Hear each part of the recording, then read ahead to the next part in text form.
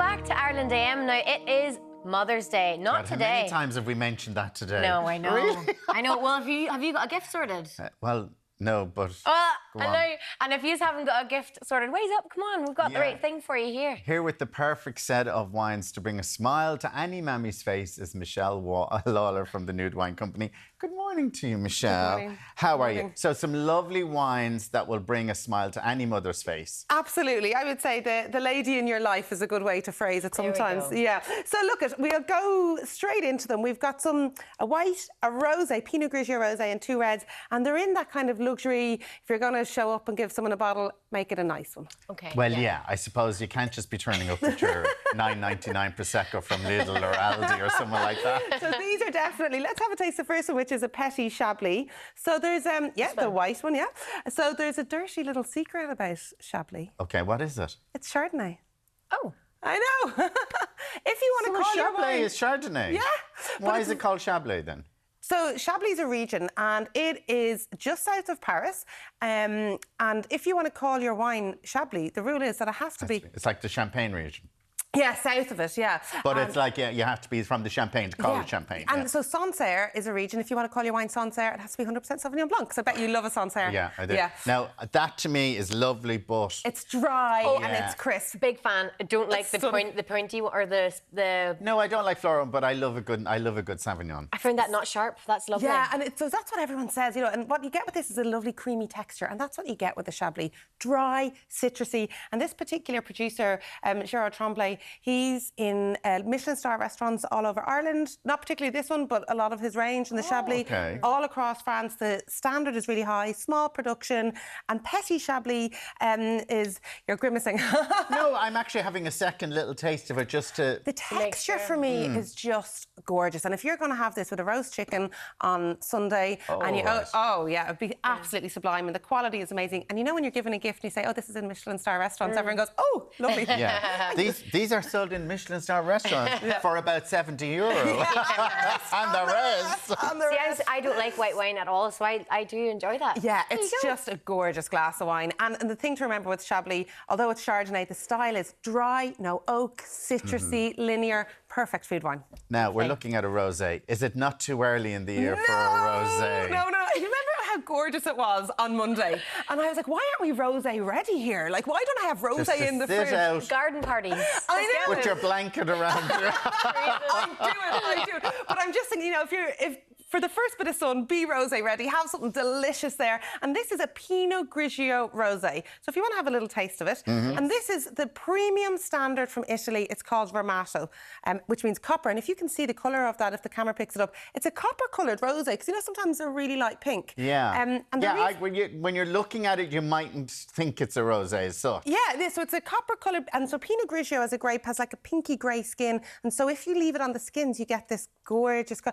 Oh, yeah. And what's amazing about this is after time, the flavour just sits there, the texture is so velvety. For me now, this is... If someone was going to give me this on Sunday, I'd say, thank you very much. A rosé is always easier to drink, isn't it? Yeah, lovely, and especially with because these it's supposed to be, snacks. like, that's the whole idea. It's summer, you're sitting outside, you're sipping a rosé. But there's a little bit of it, like if you were going to have, because there's a little bit of tannin, a bit of structure in it, if you were going to have some smoked salmon, for example, a little bit of fish, it can really hold Tell us about this, you have this So this lovely... is a little antique tea service from Straffan Antiques, and they have a little cafe. So if you're at a loose end on Sunday, you could go and do something could you lovely. go and get like this, order this type of thing? I'm not sure if that is exactly on the menu, but they do beautiful cakes and tea service. Okay. And they sell the rosé Pinot Grigio. I'm sure they will very soon. Yeah. But isn't it delicious? And again, these are premium, so 26. Yeah, I think I'm buying not the right wine, because they are both lovely, and I would never have told you that I liked a white or a rosé before. There's a little bit of, I suppose, drink less, drink better, kind of spend the extra couple of euro and you get, I think it's more of an overall textural experience. You definitely find the hangover the next day is a lot less when you have something. When you have a nicer, good wine. Yeah, for sure. OK, we're moving on to the reds. OK. And we're moving to France. So what we have is chalk and cheese here. Fleury is medium-bodied, light and no oak. And then the Valpolicella Ripasso is... Which a lot of people would know. Yeah. But, let's talk about this one. So this Fleury. is So if you want to have a taste of this. So Fleury is actually a Beaujolais. Have you heard of Beaujolais before? So Beaujolais is a region just north of Lyon, and the rule is if you want to call your wine Beaujolais, it has to be 100% Gamay. So it's a fun summer drink. Fleury is one of the top villages. So within Fleury or Beaujolais, there's some iconic villages, and Fleury is one of them. I think that's gorgeous. It's nice just and easy fun. to drink, isn't it? Fun and easy, and especially... Brooke's going, just leave me in a corner with this bottle, I'll be fine. Yeah. What is in these? So these, but I would say, because this is like €23 on the website, you can order all of them online, but it's just, for me, again, it's a textural thing, and I'd say if you were to come away from these and say, what's the difference in these, they all feel lovely, you know, that way. And no added sulphur in this one, really nice producer. Standard is really high. What would sulphur do if it was in it? There's a bit of no added sulphur. Sulphur appears in all wines. It's just part of the fermentation process.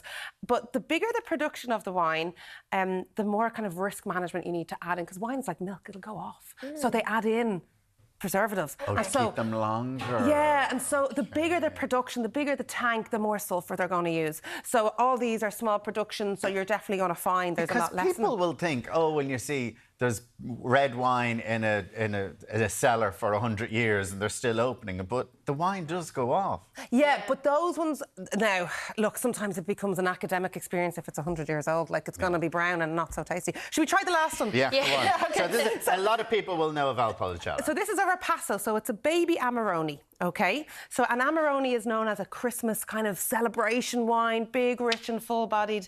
So if you have a taste of this, if the woman in your life, or whoever, if you like a big, rich, full-bodied red and you want to have something luxurious. The man in your life could like it as well. He could. On Mother's Day, sure, why not? Now, if my other half showed up thinking it's all about me today, I'd be like, no, it is not. But yeah, these are, if you like a big, full-bodied red, whoever you are, this for me, it's just got it all. It's kind of got these beautiful chocolatey tones. The reason why it's a baby Amarone is that they take the grape skins from Amarone and they repass them through the Valpolicella. Do we have an extra glass for Karen? Karen. I'm fine. How would guys. you? No, You might have to share. There's a glass I would over say. there. Oh, yeah, go on. So what would you like, Karen? Rosé all day. Rosé all day. It's my number 2. This is actually Karen's. Is this the rosé? Yeah. Yes. Oh. Everyone, see you tomorrow.